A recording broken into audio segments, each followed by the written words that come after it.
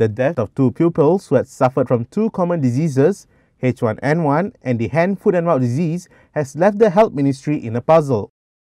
Health Minister Dr. S. Subramaniam says it is quite unusual for those suffering from the diseases to die.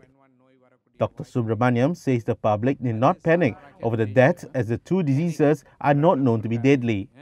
Don't think there's an epidemic in the country, then this is not, because both conditions is there all the time. Bukan luar biasa punya.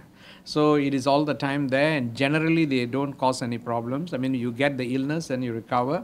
So in these two cases, it's quite unusual, but anyway, we will monitor the situation.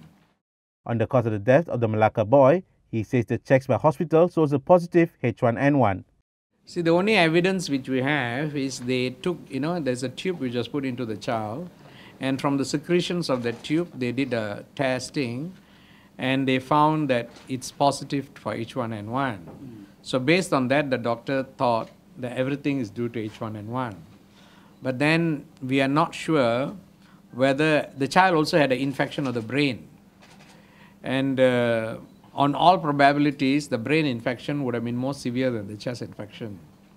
So we wouldn't know whether the brain infection is also due to H1N1, because that thing has not been confirmed. Because normally to confirm that, what we'll do what is known as lumbar puncture and take out liquid from the spinal cord and then use that fluid and test whether there is this antigen for the virus inside that.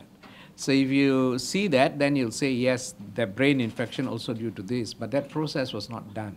They did a CT scan, and the CT scan showed brain damage, the brain involvement. So they said this is due to that. So that is the reason why we cannot 100% confirm this. Yeah? To ascertain the actual cause of death, Dr. Subramaniam says at this stage they have lost the chance to find that out. If it's still around, you can do a lumbar puncture, take the fluid, or even post-mortem. But at this stage, I think we have lost that chance to do that. So that all we know is whatever information given by the private hospital, right? We don't have anything. They have done some tests on the secretions. They have done a CT scan, and they probably have done some blood tests.